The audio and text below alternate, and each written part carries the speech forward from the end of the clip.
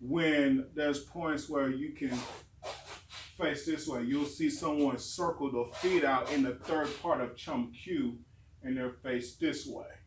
Okay? So go ahead and just step out a foot. Right? Yeah, I think it doesn't even have to be perfect. It's just the fact it's Wing Chun. Let me stress this also. Wing Chun, all the stances, it's really made for walking type stances. It's not meant to do these long, overly stances. It's meant for you to be able to walk and transition. If you wanted to run, you should be able to run immediately. There shouldn't be a pause or nothing like that, or having to take an extra second of a step. It should just be able to happen. That's what makes Wing Chun different from everybody else, is that he should be able to just step, and it should be just a natural step. That's it. That's all it should be. Other than that, if you do anything else other than that, it's all wrong. It's all totally wrong. So, one of the things I want to show, go ahead and get on this side right quick, is, as they get into it, yeah, go ahead and get in the Wing Chun hands right here, the Zhong Sao fighting position. Okay, the Zhong Sao fighting position is no more than the Sigma triangular three-angle stance, and also his fighting signature right here, where you have a Zhong Sao hand and a Wu Sao right here. Sometimes you could do a double Zhong Sao type hand, like here. Other times you can do double Wu. They're all different structures, but in all, this is the Zhong Sao Zhong Post fighting position. Zhong Post, right? So what's happening is with this stance is that it's not that Hao-Ma is necessarily its own stance. What I mean about that is it's not like when you do a front stance, you know this is called a front stance, you know, or the long bow stance, or however way they call it. And when you do an L stance, it's because your feet literally go into an L, or you'll say the back stance because your weight is pushing on the back. I want you to remember L stance, back stance, pushing in the back. Remember that, because it's in karate and it's in taekwondo and most of these martial arts styles. This is our back stance and our front stance in the same stance. And I'm going to show you why. So what he's going to want to do is I'm going to put pressure. I'm going to have him go a little bit right here, and I'm going to put pressure right here. And I'm going to push, and we're going to see how he reacts. You see what's going on here? His energy is traveling, and you don't see this, but he didn't move. I'm a big dude. I'm bigger than him. I weigh more than him. Not just I got this big giant hoodie on and I look fat. But my energy's here.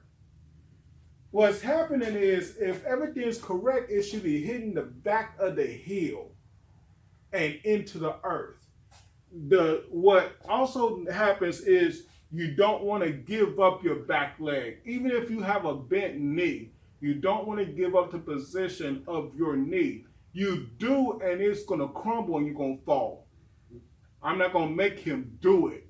But if he gives up his position, he's going to fall in the back. So no matter how much I pressure here, there goes the space.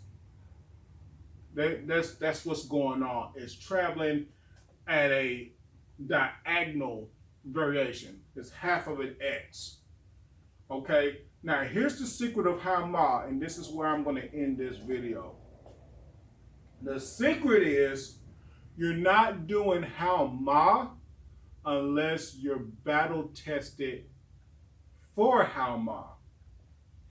Does that right there? How are you battle tested? That shoulder's a good shoulder, right? Yeah. Kinda? Yeah. Or is that the bad shoulder? They're both equal. Ugh. Okay. So let's say I have my bone here. Now, for some of you that want to attack somebody and wonder what's the entry idea of attacking, let me tell you, the first entry is actually pushing off of your fighting position. Like, if there's a wall behind them, go ahead and just push them into the wall. Why even punch sometimes? If it matters, why not just grab and let them go somewhere? Let them go and crash into something. Sometimes in this world, they love to charge us with manslaughter and all that kind of stuff because we can practice with our hands and somehow can shoot a gun at somebody and get less of a sentence. Makes no sense to me. If anything, I should be able to carry a samurai sword anywhere I go. I want to cut me a leg. Anyway, so don't quote me on that. I'm not gonna do it. So, but we're here, okay? Now, this is a test right here. Now, if he knows he can sell me off, I'm gonna move my foot a little bit. One of the things he can do is that his lead leg can just step slide with his structure, realizing that there's pressure here, that how my bracing is important to this point of his foundation. So before he even step slides, his foundation in the back still has to be stable. Because if not, for example, if he decides to pick that leg up in front, he could be pushed back. So he has no other choice, and there's 3 degrees to this. One, his structure is still there, so he's not pushed back. That's what Hao does. You just saw that earlier. The second is, if he does move and he messes up, at least he's not pushed all the way back because of my structure. Because in this case, he can still keep up with how the range of fighting. Okay? If he gets sailed back as I step or whatever, guess what? He's in trouble. He's in jeopardy. So at least he can give that. No one has perfect balance. I'm sorry. Actually, I can't say nobody. It takes a lot of great skill to do that, and there's a lot of martial art kung fu masters that not wanting to teach it to everybody because, frankly, y'all are too violent. Point being, they don't want to teach it. My Uncle Oscar did not want to teach it, and he could root. He could just sit there and you move him, and you're not going to move him. Period. That's who he was. He was like a bear in a tree put together. You couldn't move the guy.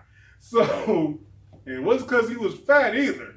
He knew how to root so deep. It was as if the roots was going so deep in the earth, he's touching magma. His skill was just that on point. So the main thing also is the third degree.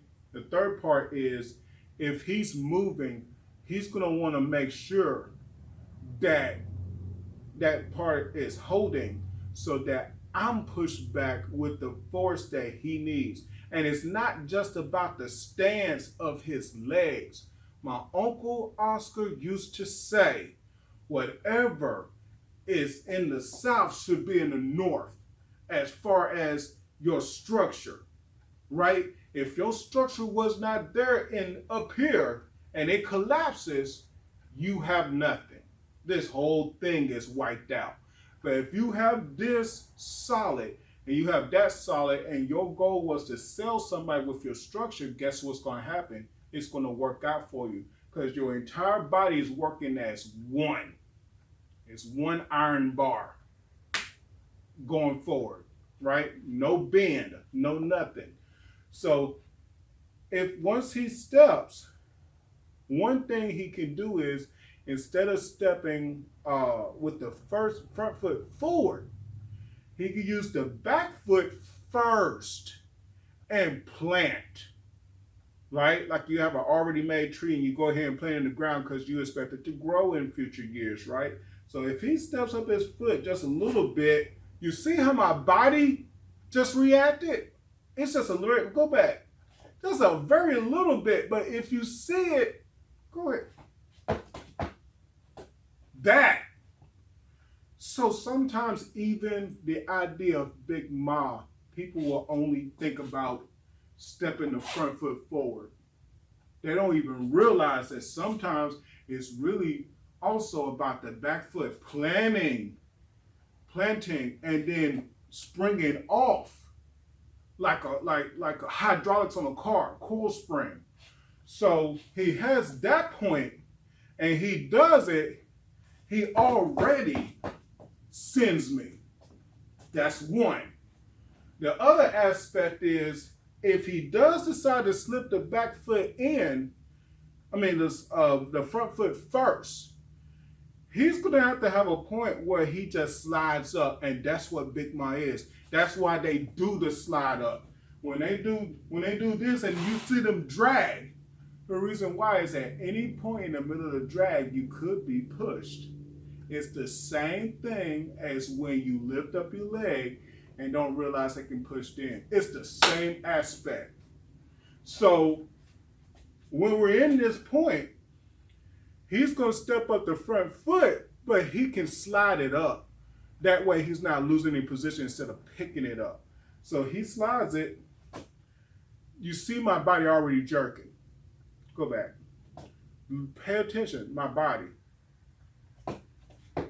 Already, I'm not selling it. I don't want to sell it. If I have to sell it, his life is in danger. And I also want y'all to realize that anytime you try to sell a technique in a martial arts school just for some damn money, I said it, then you a hoe. If I have to be a prostitute of martial arts, I might as well quit. And that's what makes me so different. So when to the true essence of Big Ma, and to understand this Big Ma Hama principle, the real true Hama is this battle contested thing within a Sigma stance, right? And the idea that Big Ma is a step forward if he's going to launch me. So when he does it, he slides it forward. So that back foot also helps project extra. So once he does that, he already done. That's what's happening. That's exactly what's happening. Now, a lot of people talk against it. A lot of other Wing Chun people that it may talk against it. A Tai Chi master, and I forgot his name. There was a Tai Chi master, and he has DVDs out. And he said this: there's a time to keep your foot on the floor and slide, step slide forward or step slide back. And there's a time when you need to step. There's a time when you need to brace the ground and grip with the toes. And there's a time to relax it. And if Tai Chi Chuan is considered the ultimate of the skills, then who are we as Wing Chun or Taekwondo or anybody not to listen and just try it? It's all BS until you try it, and once you try it, and it's no longer magic and fairy tales and unicorns. It's real. And that's how I like to teach. I like to teach from a real standpoint. If we can't get real, then you might as well just throw it all out. All martial arts is the same. Everybody's equal. And we know that's not true, so come on, just try something, and make your skills go a little bit higher.